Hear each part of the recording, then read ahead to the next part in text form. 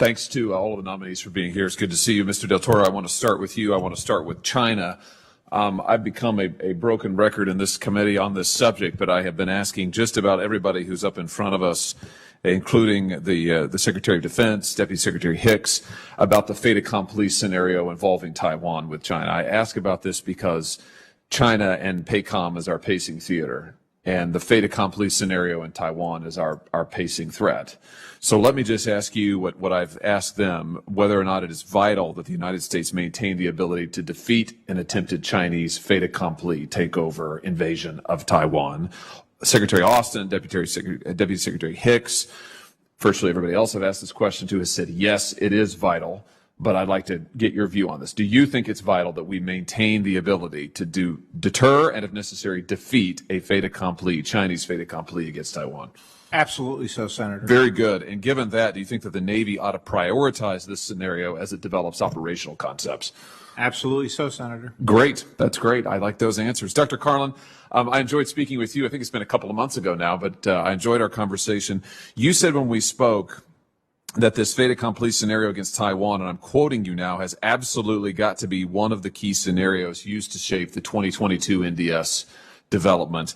And he went on to say it should be a higher priority than scenarios involving North Korea, Russia, or other possible contingencies with China. I agree with that 100%. Do you stand by that, I assume? I assume you haven't changed your view in the last couple of months. Senator, I absolutely do stand by that, and I also want to thank you for your leadership on this really important issue. Well, that's kind of you to say. Earlier this year, Secretary Austin told me that, I'm quoting him now, combat credible forward deterrent posture is instrumental to the U.S. military's ability to deter and, if necessary, deny, emphasis deny, a fait accompli scenario. Do you agree with this emphasis on denial, a strategy of denial in PACOM and as it relates to China specifically? Senator, I want to ensure that China doesn't think that it should take any of these actions today, doesn't try to take them in the future, and if it does, we have a military that can prevent it from happening successfully. Good, very good. The force plan, still with you, Dr. Carlin, if I could, the force planning construct in the 2018 NDS shifted focus in a pretty significant way from maintaining and you and I talked about this a couple of months ago, from maintaining our ability to fight and win two simultaneous regional conflicts to fighting and winning a single war against a near peer or peer competitor, a great power conflict, while deterring opportunistic aggression simultaneously. So pretty big difference there. Do you agree with that force planning construct that the 2018 NDS adopted? Senator, I haven't dug into the classified information behind this. If I'm confirmed, that would absolutely be a priority. Nevertheless, I do absolutely believe, as the Secretary has said, China needs to be the pacing threat. Let me just ask you about the two-war construct that governed much of our strategic thinking for a long period of time that the 2018 NDS departed from, again, pretty significantly.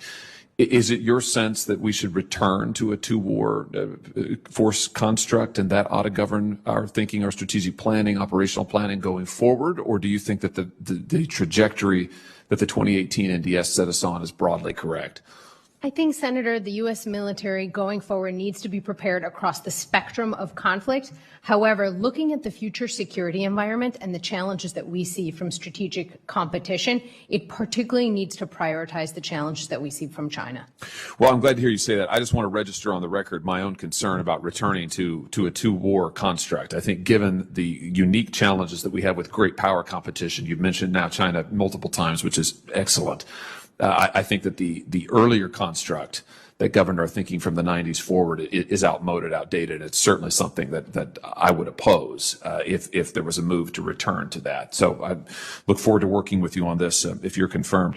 Mr. Del Toro, let me come back to you. Still on the subject of China, it has the largest Navy now in the world, and it continues to outpace many of our own modernization efforts, which obviously is a big concern. Let me ask you about our current funding levels. At these levels, is it your view that our Navy can both maintain readiness and pursue the modernization that we need to do in order to outpace the growing Chinese threat? So first, let me say, Senator, that I do believe that China may have more numbers of platforms, but we are a more powerful and capable and experienced Navy than any other Navy on the globe. Having said that, though, we have to remain conscious of the fact that naval superiority may not always be there either, and we have to make the necessary investments in the fiscal year 23 budget to ensure that we abide by the 2018 National Defense Authorization Act, as I said before, that's committed to a 355-ship Navy, and make those investments not just in numbers of platforms, but capability and lethality. As you well know, Senator, we have to invest in missile technology, hypersonics, computing power, all the cybersecurity, all those other technologies that are going to advance our ability to deter China in the Indo-Pacific. I'm glad to hear you say that, and I have to say I've got real concern about this year's budget, about these funding levels in terms of our ability to both maintain our readiness, which is itself a significant challenge, and pursue the modernization that we're going to need. So I look forward, if you're confirmed, to working with you on this. I need to yield to Senator Tuberville. I have a few more questions for Dr. Carlin and Mr. Del Toro. Both, I'll give those to you for the record. Thanks again to all the nominees. Let me thank Senator Hawley and recognize